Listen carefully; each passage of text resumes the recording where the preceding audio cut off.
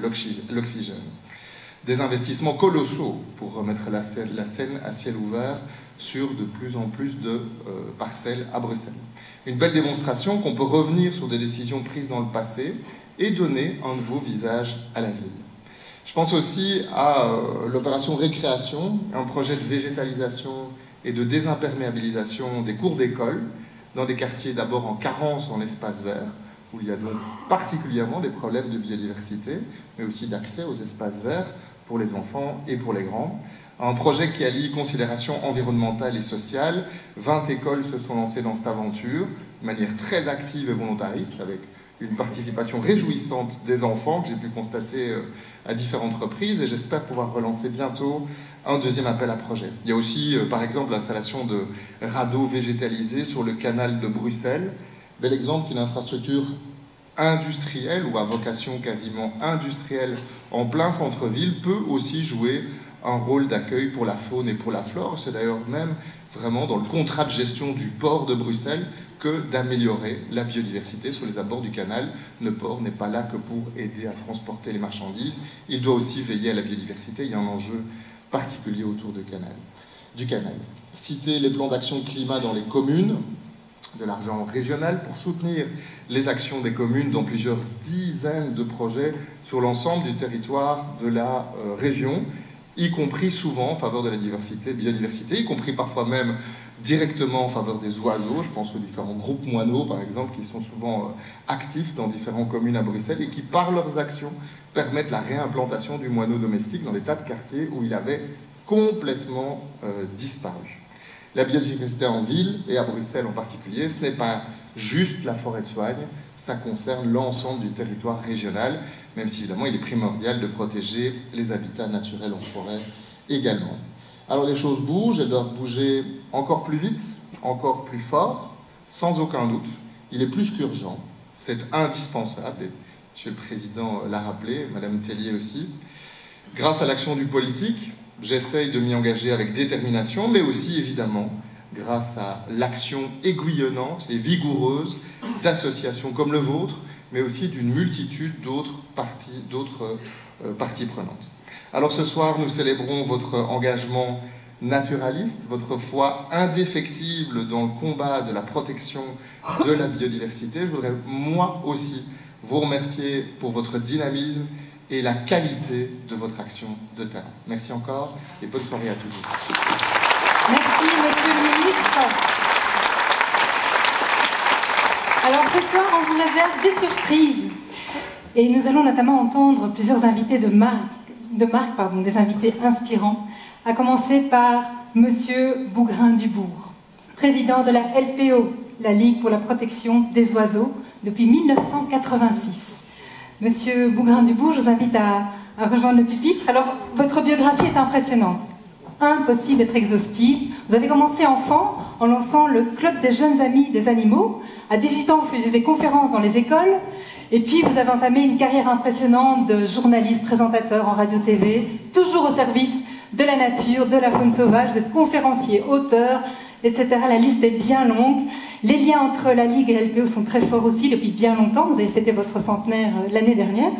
Nous sommes vraiment, vraiment honorés de vous recevoir ce soir. Merci.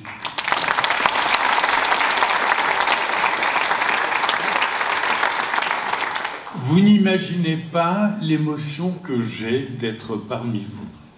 Voyez-vous, ce matin, j'étais devant la plus haute juridiction de France, le Conseil d'État, pour tenter de faire casser un arrêté pris par le ministre de la Transition écologique en France, visant à permettre le piégeage de plus de 100 000 alouettes des champs, une espèce fragile, elle a perdu près de 30% de ses populations, et une espèce qu'on tire déjà à 200 000 au fusil. Et voyez-vous, Madame la Ministre, Monsieur le Ministre, quand je vous écoutais tout à l'heure, je ne veux pas charger la France, mais quel bonheur d'avoir des ministres comme ça. Ce sont des discours que j'aimerais entendre à la maison, si j'ose dire.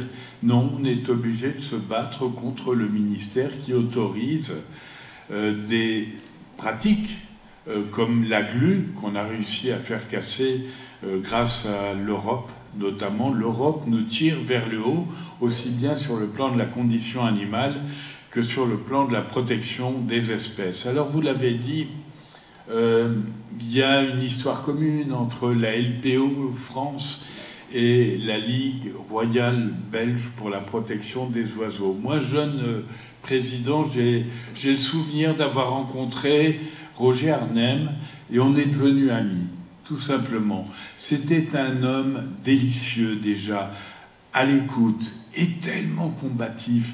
Je me disais que si lui parvient, c'était pas évident à l'époque, tous les combats que vous avez pu mener ici, parvient à réussir. Nous, on doit prendre modèle sur la Belgique. Et on est toujours resté en complicité. On a mené bien des combats en France. Il y a eu notamment le braconnage des tourterelles des bois dans le Médoc pendant 20 ans. Pendant 20 ans, il a fallu aller tous les ans dans le Médoc le 1er mai, parce que là-bas, il y avait 3000 pylônes qui étaient installés avec des chasseurs dessus et qui attendaient les tourterelles des bois revenues de migration au mois de mai, donc, au moment, en pleine période de reproduction, et qu'ils les abattaient. À l'époque, il y avait pas loin de 70 000 tourterelles des bois qui passaient dans la région. 30 000 étaient abattus aujourd'hui. On a eu les derniers comptages en Pointe de Grave, en Médoc, cette année. 6 000 tourterelles des bois seulement sont passées. L'espèce a perdu 80% de ses populations. C'était du braconnage, c'était interdit.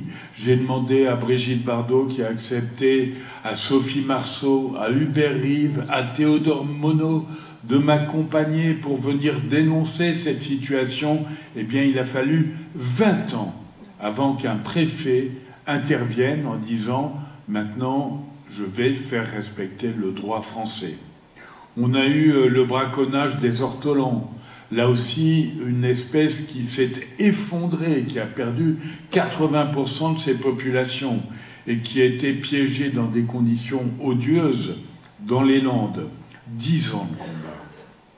Et puis, il y a eu des périodes qui nous ont rapprochés. On ne l'aurait pas souhaité, mais on a trouvé notre communion entre la Ligue belge et la LPO. Ça a été l'Erika en 1999, lorsque près de 150 000 oiseaux, essentiellement des guillemots de Troie, ont été souillés, étouffés par le poison noir, par la marée noire. Et là, vous avez été présents. On était désemparés. C'était en décembre, et pendant toutes les fêtes de Noël, du jour de l'an, eh bien, avec toutes les équipes, on essayait de sauver ces oiseaux dont l'essentiel est mort, il faut le dire. Et à tel point que certains nous ont reproché d'avoir dépensé tant d'argent et d'énergie pour sauver quelques oiseaux seulement. Mais le poison était violent, le poison était lourd. Et est-ce qu'on pouvait rester assis sur la plage en train de regarder agoniser ces oiseaux ? C'est pas concevable pour nous, tout simplement, quel qu'en soit le prix. Et vous avez été là. D'abord, vous nous avez proposé des aides immédiates. Ensuite, bon nombre d'entre vous sont venus en Bretagne et ailleurs sur les côtes, parce que ça descendait jusqu'en Charente-Maritime, pour nous accompagner dans la récupération et le soin aux oiseaux. Et enfin, vous avez accueilli des oiseaux parce qu'on ne savait plus comment les traiter. Ici en Belgique, on vous les a envoyés, vous les avez accueillis et soignés avec compétence et bonne volonté. Et puis, vous avez fait en sorte plus tard, parce qu'il y a eu des dons, il y a eu un grand élan de solidarité, que la LPO puisse en bénéficier, notamment à travers ce qu'on appelle une unité mobile de soins, un semi-remorque, qui permet maintenant d'intervenir in situ, sur site, chaque fois que nécessaire en période de crise.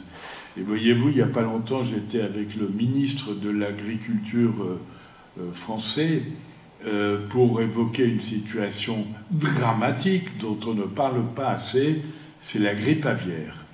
la grippe aviaire qui maintenant touche la faune sauvage. On a une réserve admirable qui est dans les Sept-Îles, en Côte d'Armor, en Bretagne, où on a à peu près 20 000 couples de footbassans. Des milliers de ces oiseaux sont morts cet été. De même qu'en Écosse, à Bass-Rock, vous me faites signe quand je suis trop loin. Hein? C'est bon, je continue. Alors, on part en Écosse. Faut se soulager un peu, parce que sinon, on déprime. Et moi, j'ai tant de bonheur à être auprès de vous, dans un esprit de complicité. Et donc, cette grippe aviaire, il faut vraiment y être attentif. À Bass-Rock, au lieu de nidification des alcidés et des footbassans, il y a eu des milliers de footbassans qui sont morts. À Bonaventure, l'île de Bonaventure au Canada, où j'ai souvent tourné avec mes équipes, là aussi une hécatombe. Et puis, même en Grèce, on a vu des pélicans frisés qui sont morts, en nombre également. Et en France, alors ça, on s'y attendait pas, cet été, on a vu des poussins de vautours fauves du côté de l'Aveyron. Et pour nous, c'était inconcevable, parce que le vautour est un peu la fin de chaîne. Son job, c'est justement de digérer toutes les pathologies, les cadavres, et de s'en accommoder. Eh bien non, ils en sont morts. Et on voit maintenant qu'il y a des limicoles qui sont touchés, beaucoup de laridés, de goélands, de mouettes, etc. Et on a une grande inquiétude, c'est la descente notamment des bernages cravants qui vont faire 6000 km pour partir de Sibérie et venir passer l'hiver chez nous, se protéger des grands froids. Ce sont des animaux grégaires qui vivent donc en colonies serrées, et il est certain que s'ils sont touchés par la grippe aviaire, ça va être une hécatombe. Et j'en reviens à mon unité mobile de soins, nous en avons 2 qui vont être mises en situation, et on est dans une configuration mais dramatique pour nous, les protecteurs des oiseaux. Pourquoi? Parce que beaucoup d'oiseaux meurent, c'est une chose, mais d'autres agonisent et mettent parfois 5 jours avant, usés de fatigue, de succomber à la grippe aviaire. Qu'est-ce qu'on fait pendant ces 5 jours? Les gens, très spontanément, veulent nous les amener pour qu'on les accueille dans les centres de soins, mais il n'en est pas question pour nous. On risquerait d'avoir une contagion à l'égard de tous les oiseaux qu'on a déjà beaucoup de mal à soigner. Donc on essaie de mettre en place, avec un site par département sur le littoral français, puisque c'est essentiellement sur la partie littorale que la grippe aviaire s'est développée. On essaie de mettre un lieu de transit où on pourra faire peut-être le tri entre un oiseau qui a été victime, percuté par une voiture ou dans des câbles ou que sais-je, et puis un oiseau victime de la grippe aviaire. Mais actuellement, on est vraiment dans une situation très désespérante.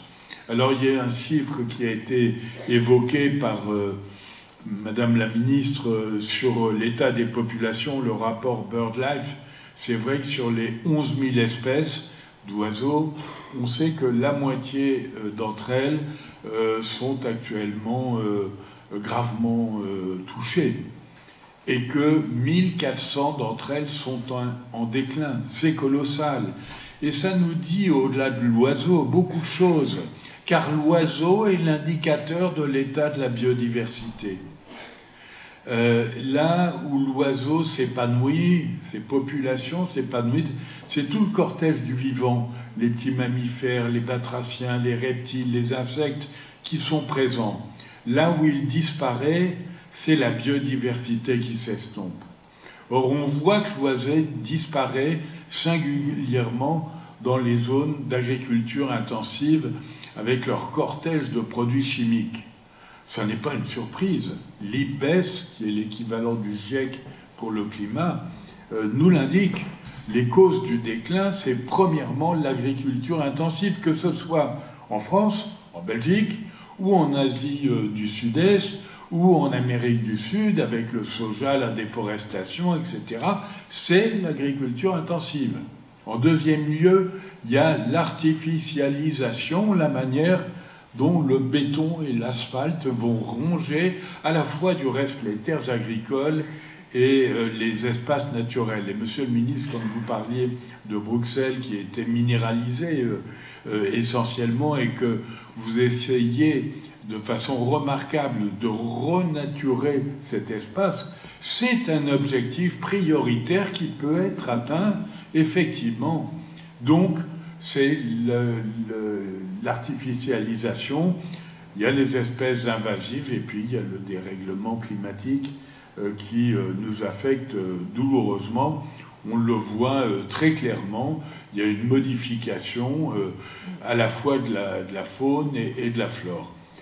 Je voudrais m'attarder un moment aussi sur la condition animale, parce que j'ai toujours été admiratif de la Ligue belge pour la protection des oiseaux, qui dès les premières heures a su conjuguer à la fois l'attention du naturaliste et la sensibilité élémentaire de l'homme à l'égard des plus faibles concernant la souffrance animale.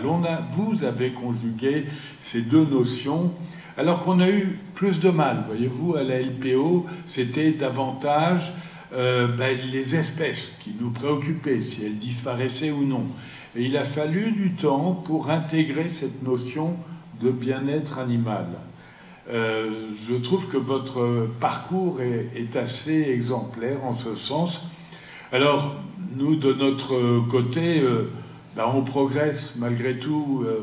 Quand j'ai été appelé à la présidence de cette association, il y a bien longtemps, on l'a rappelé, il y a trop longtemps peut-être, je ne sais pas, je pensais avoir ni la compétence ni le temps. À l'époque, il y avait 3 salariés et 3000 membres. Aujourd'hui, on est 65 000 salariés, on est 8000 bénévoles et on est 550... Non, j'ai dit salariés, membres. C'est la fatigue depuis ce matin. Non. 65 000 membres, on est bien d'accord, 8000 bénévoles et 550 salariés, ce qui est colossal. Ça fait de la LPO la première association naturaliste de France.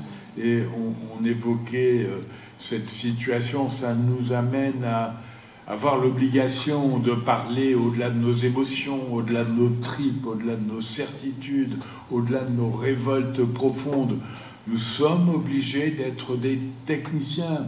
On a un service juridique très important.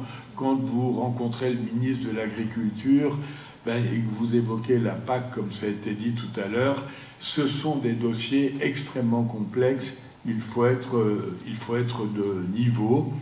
Et on constate aujourd'hui qu'il y a quand même une sensibilité très nette à l'égard de la nature et de la biodiversité, ce qui nous encourage évidemment à poursuivre et ce qui laisse l'exécutif plus attentif à nos démarches. Il reste cependant un vrai problème, en tout cas que nous connaissons en France, c'est que s'il y a eu un réveil des consciences sur le thème du climat, la biodiversité est restée sur le bord du chemin. On n'a pas encore mesuré que les deux, biodiversité et climat, doivent se conjuguer.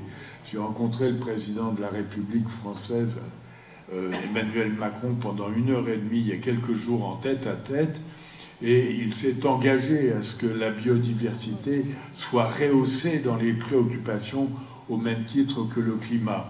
Mais ça a un sens, les mots, ça a un sens.